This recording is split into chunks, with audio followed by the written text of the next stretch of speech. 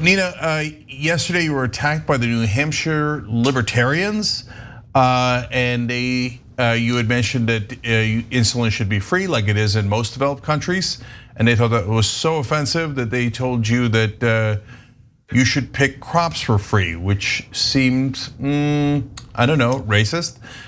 So, what was your reaction to that?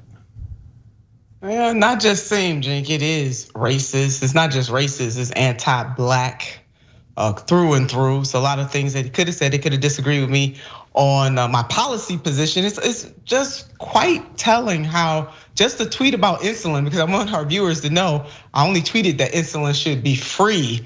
And these fools came back with that. And not only that, they made a meme of me and Candy. For those of you who've ever seen the movie Django, you will see that reference. And they put a picture of me up and also a picture of that character up about cotton. So it's very clear what they were doing. This is not veiled. This is clearly not just racism, but it is anti-black racism. That is a whole nother level of racism. And thank you, Jink. You and Anna covered it yesterday. I know John covered it as well. We've gotten several articles out of this.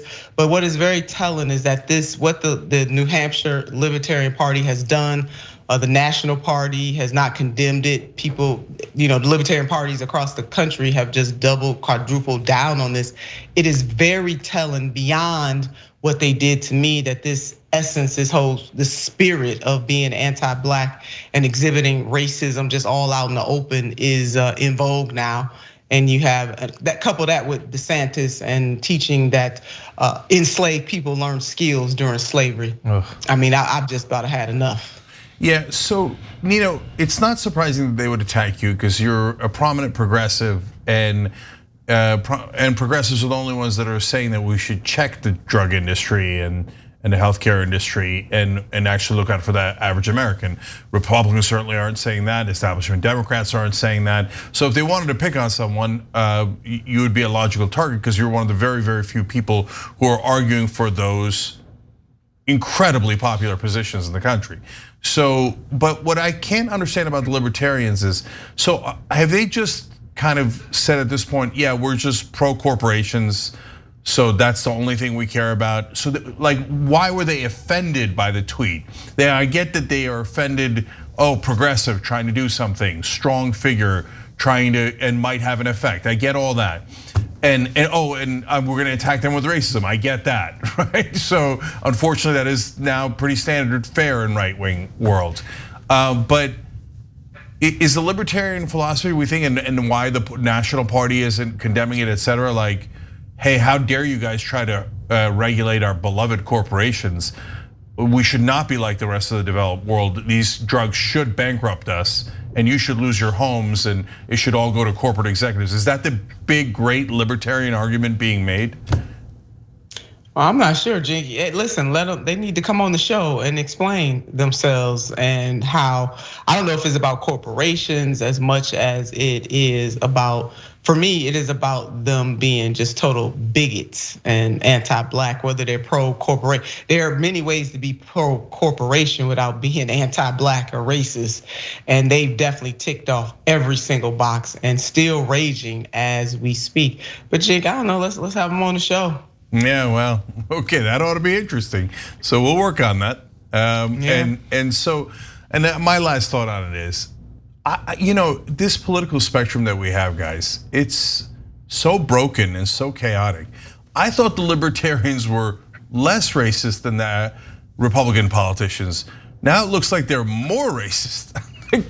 I've lost track of all the different hatreds going on from all the different groups, but that was over the top. Reference to crops to a black woman, that is crazy, crazy, crazy. And that's the world we live in today. So Nina, thank you for fighting for everybody and then for fighting past that. Well, thanks, Jink, for bringing it up. And may I make one more point about that? It is very reminiscent of, colored water fountain, white water fountain. I mean, they said the quiet part very much out loud, which is supposed to be taboo in the 21st century, but as we can see, it is not. So let us not forget that even things that we felt like we have overcome, things that we thought were in the past in this country, justice is not a destination. It is indeed a journey. Indeed. Yeah. All right. And not only not taboo on Twitter, but they had a pretty good shot of getting the richest man in the world to, retweet them, lend a little bit of support. Like they were saying the sort of stuff that is very much being advantaged on Twitter right now. Yeah, I mean, it wasn't banned. It was like, I mean, an obvious, overt reference to slavery, to a prominent, powerful black woman in the country. I mean, it's totally over the top, totally beyond any line. And Elon Musk's like, oh, that looks pretty good. Okay, yeah, no consequence at all. The only consequence might be, to John's point, who knows, maybe he'll start paying them now, right? Like he's paying like the most extreme people on Twitter and only the most extreme people. So maybe that's now the new way to get attention, Elon Musk's attention, and get paid, is to be this outrageously offensive. I hope not, but this is not a good sign. Thanks for watching The Young Turks, really appreciate it. Another way to show support is through YouTube memberships. You'll get to interact with us more. There's live chat emojis, badges. You've got emojis of me, Anna, John, JR. So those are super fun. But you also get playback of our exclusive member-only shows and specials right after they air. So all of that, all you gotta do is click that join button right underneath the video. Thank you.